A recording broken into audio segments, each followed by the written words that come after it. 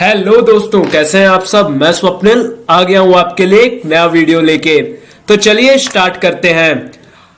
अगर आपने हमारा पार्ट 1 वेक्टर्स का नहीं देखा है तो लिंक ऊपर आई बटन में आ रही होगी, पहले जाके वो देख लीजिए, जहां पे हमने वेक्टर लॉ ऑफ एडिशन का derivation, types of vector, introduction, सब कुछ अच्छे से एक्सप्लेन किया है। और साथ में नीचे दी गई लिंक से आप उसका टेस्ट भी दे दीजिएगा।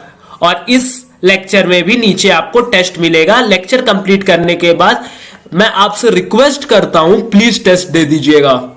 चलिए हम स्टार्ट करते हैं अब आज का अपना लेक्चर। देखिए, आपने पिछले लेक्चर में हमने डिस्कस किया कि मैग्नीट्यूड ऑफ अ रिजल्टेंट हमारा आया था r is equal to root of A square plus B square plus 2ab cos theta. साथ ही में हमने डायरेक्शन भी निकाला था, दैट इज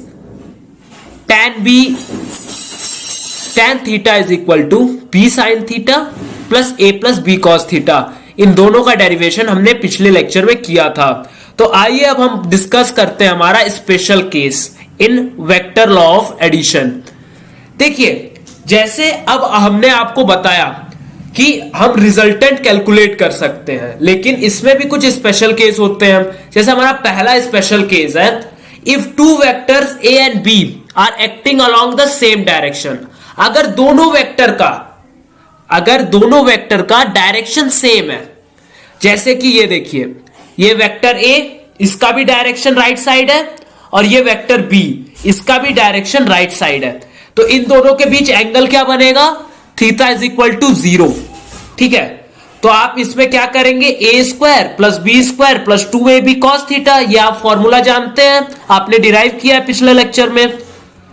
तो आप करेंगे, अब आप cos theta is equal to 0 लिख देंगे। तो जब आप cos theta is equal to 0 रख देंगे तो कॉस थीटा की वैल्यू क्या होती है? कॉस 0 की वैल्यू होती है 1 तो कॉस 0 की वैल्यू होती है 1। तो जब आप 2ab, तो a square plus B square plus 2ab आ जाएगा। ये किसका फॉर्मूला है? आपने 10th तक पढ़ लिया है कि ये a प्लस बी के होल स्क्वायर का फॉर्मूला है। तो जब हम इसका रूट हटाएंगे तो रिजल्टेंट क्या आ जाएगा? r is equal to a plus B. इसका मीनिंग ये हुआ कि जब एंगल 0 डिग्री हो या दोनों वेक्टर सेम डायरेक्शन में हो तो हमारा रिजल्टेंट क्या हो जाता है? r is equal to a plus B. अब बात करते हैं हमारे सेकेंड केस का। हमारा जो वेक्टर्स है वो दोनों म्यूचुअली अपोजिट डायरेक्शन में हो। यहां पे देखिए, म्यूचुअली अपोजिट डायरेक्शन में हो। जैसे यहां देख लीजिए, जैसे ए वेक्टर जिसका डायरेक्शन राइट हैंड साइड है और बी वेक्टर जिसका डायरेक्शन लेफ्ट हैंड साइड है, ये दोनों एक दूसरे के म्यूचुअली अपोजिट डायरेक्शन में है। कुछ इस तरह के वेक्टर्स हैं। तो इसमें हमारा एंगल क्या हो जाएगा? एंगल हो जाएगा 180 डिग्री। तो अब हम क्या करेंगे? हमारे पास फॉर्मूला हमने जो डिराइव किया है रिजल्टेंट का, a square plus B square plus 2ab cos theta. Cos theta की जगह क्या लिख देंगे हम? Cos 180 degree. आप जानते हैं कि कॉस 180 डिग्री का वैल्यू क्या होता है? -1। तो अब क्या हो गया? ये a square plus B square minus 2ab, और ये किसका फॉर्मूला है? a माइनस बी का होल स्क्वायर का। जब हम इसका रूट हटाएंगे तो रिजल्टेंट आ जाएगा हमारे पास r is equal to a minus B. इसका मीनिंग ये हुआ कि हमें जब दो vectors mutually perpendicular opposite direction में मिले या उसका एंगल 180 डिग्री आए तो हमारे पास रिजल्टेंट का फॉर्मूला क्या हो गया? r is equal to a minus B. उम्मीद करता हूं आपको ये समझ में आया होगा। चलिए अब अगली बात करते हैं। जब दो वेक्टर राइट एंगल पे हो, राइट एंगल मींस परपेंडिकुलर हो। अब इस फिगर में देखिए, जैसे ये रिजल्टेंट इन दोनों वेक्टर के परपेंडिकुलर है, तो अब हम क्या करेंगे? हमारे पास r रिजल्टेंट का फॉर्मूला हम जानते हैं, a square plus B square 2ab cos theta. Cos theta की जगह क्या डाल देंगे? कॉस 90। कॉस 90 की वैल्यू क्या होती है? 0। तो अब मिला क्या हमें? a square plus B square 0। तो हमारा रिजल्टेंट क्या हो गया? Root of a square plus B square.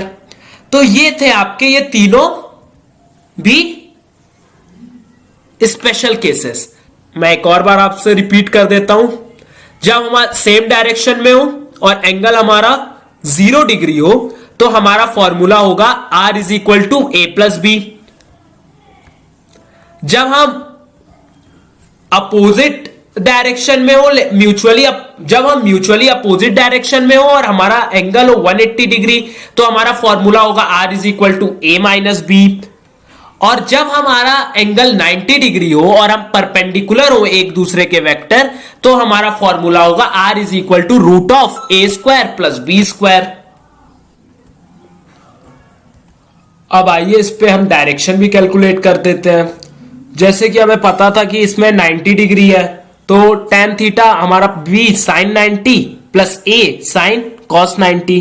तो जैसे कि आप जानते हैं साइन 90 की वैल्यू 1 है और कॉस 90 की वैल्यू 0 है, तो हमारा डायरेक्शन क्या आएगा, tan inverse of b by A. ठीक है, इस हिसाब से हम अपना कैलकुलेशंस करते हैं। ये थे हमारे वेक्टर्स के स्पेशल लॉ। चलिए अब हम कुछ क्वेश्चंस कर लेते हैं। A body is given two velocities, one is 30 meter per second due east and other is 40 meter per second due north. Find the resultant velocity.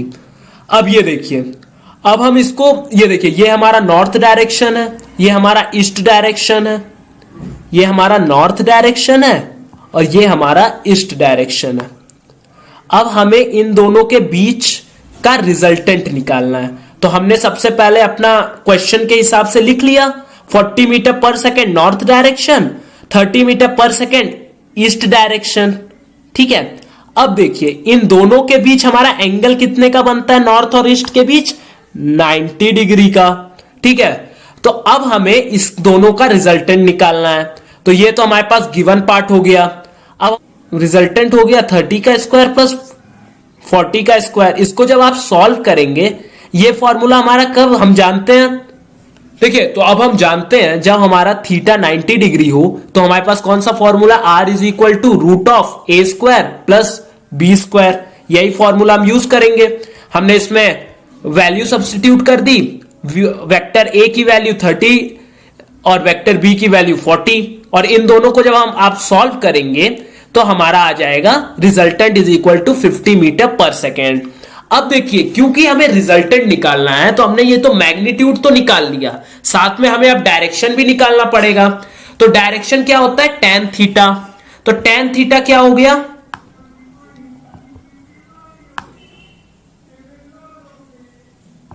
ठीक है, तो परपेंडिकुलर यहां पे क्या है AC और बेस क्या है OA। परपेंडिकुलर हमारा हो गया AC और बेस हो गया हमारा OA। तो हमारा परपेंडिकुलर की वैल्यू क्या है 40 और OA की वैल्यू क्या है 30। तो हमारा tan इनवर्स ऑफ 40 बाई 30। जब आप इसको सॉल्व करेंगे, चाहे आप लॉग बुक से सॉल्व करें या सिंपल मैथमेटिकल टर्म से सॉल्व करें, तो इसका एंगल आएगा 50 डिग्री 8 मिनट्स। अब हम बात करते हैं हमारे नेक्स्ट क्वेश्चन की। टू इक्वल फोर्स हैव, ये क्वेश्चन मैंने आपको कल गूगल फॉर्म में भी दिया था और ये मोस्टली बच्चों से गलत हुआ था, अराउंड 10% लोगों ने ही बस सही किया था। अब बात करते हैं, two equal forces have their resultant equal to either, what is the inclination between them. इसका मीनिंग ये हुआ कि दोनों वेक्टर इक्वल हैं और उनका रिजल्टेंट का भी मैग्नीट्यूड उतना ही है। तो अब हम इसको कैसे लिख सकते हैं, हमारे पास रिजल्टेंट का हमारा फॉर्मूला है R is equal to P vector plus Q vector plus 2PQ cos theta. यहां वेक्टर A है P और वेक्टर B है Q। तो अब हम इसको कैसे लिख सकते हैं, क्योंकि तीनों वेक्टर इक्वल है तो हम ऐसा लिख सकते हैं P is equal to P square, Q के जगह भी P लिख दिया, P square plus 2PP cos theta. तो इसका आंसर क्या आ गया, 2P square plus 2P square cos theta. अब बात करते हैं P स्क्वायर की, 2P स्क्वायर की, 1 प्लस cos थीटा। तो 1 प्लस cos थीटा क्या हो गया, यहां से P स्क्वायर कैंसिल हो गया, तो 1 प्लस cos थीटा हो गया 1/2। तो cos theta is equal to 1/2 माइनस 1, तो cos थीटा हो गया -1/2। तो theta is equal to cos inverse of -1/2। आप जानते हैं टिग्नोमेट्री से कि कॉस इनवर्स -1/2 कब होता है, जब theta is equal to 120 degree हो। तो इस तरह से हम अपना वेक्टर्स का काम करते हैं।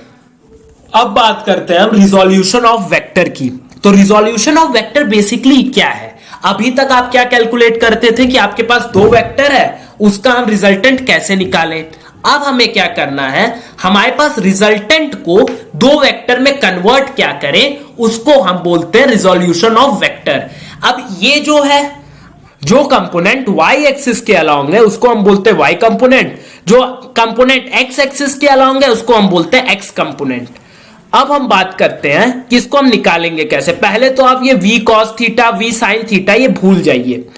अब मैं बात करता हूं, देखिए हम लिख सकते हैं cos theta is equal to base upon hypotenuse. तो यहां पे बेस की हम लिख सकते हैं cos theta is equal to base upon hypotenuse. तो यहां पे बेस कौन सा है, AB, और हाइपोटेनस क्या है, AC। cos theta is equal to base AB, hypotenuse V, तो AB is equal to V cos theta. अब बात करते हैं sin थीटा। sin थीटा क्या है हमारा, परपेंडिकुलर अपॉन हाइपोटेनस।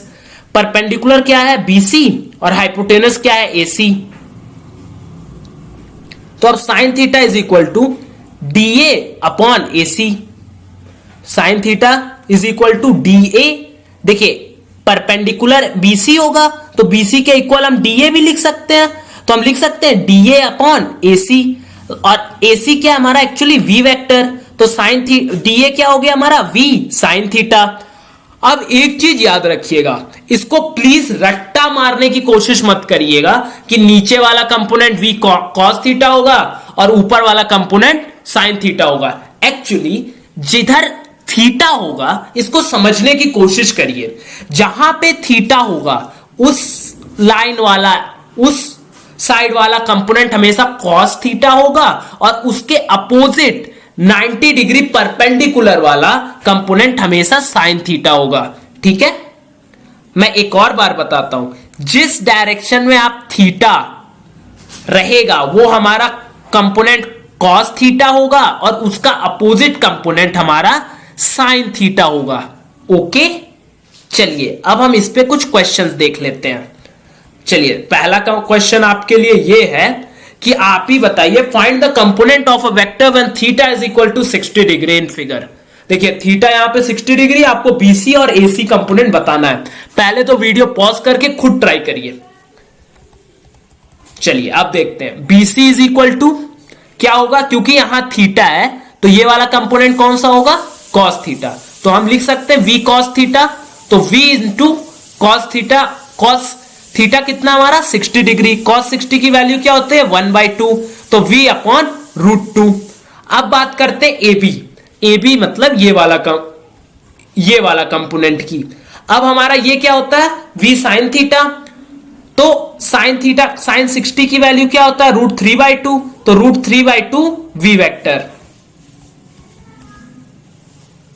अब हम बात करते हैं, find the component of a vector whose magnitude is 10 unit and theta is 45 degree. तो देखिए इस वेक्टर का मैग्नीट्यूड जो है वो 10 है और थीटा क्या है 45 डिग्री, तो BC वेक्टर कौन सा होगा 10 cos 45 डिग्री, 10 cos थीटा होता है, तो 10 cos 45 डिग्री हम लिख सकते हैं। तो 10 cos 45 डिग्री, 10 cos 45 की वैल्यू क्या होती है √2/2, तो इसका आंसर क्या होगा 5√2।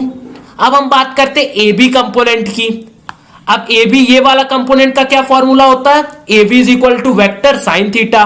वेक्टर का हमारा मैग्नीट्यूड कितना है 10, साइन थीटा, थीटा कितना हमारा 45 डिग्री, तो हमारा साइन 45 की वैल्यू क्या है √2/2, तो हमारा आंसर हो गया 5√2। तो इस तरह से आपने आज सीखा कि special case of parallelogram law क्या है, उस पे क्वेश्चंस लगाए, रिजोल्यूशन ऑफ वेक्टर सीखा और इस पे क्वेश्चंस लगाए। साथ में आपको आज डिस्क्रिप्शन पे एक गूगल फॉर्म मिलेगा जिसमें आप जाकर के प्लीज टेस्ट दीजिए इस सारे लेक्चर्स को समझने के बाद। और अगर आपको वीडियो अच्छी लगी हो तो प्लीज लाइक कर दीजिए, शेयर कर दीजिए, सब्सक्राइब कर दीजिए। अगले लेक्चर में हम लोग scalar product, Cartesian form, vector product, इस सारी चीजों के बारे में डिस्कस करेंगे। Thank you. Have a great day. Bye bye.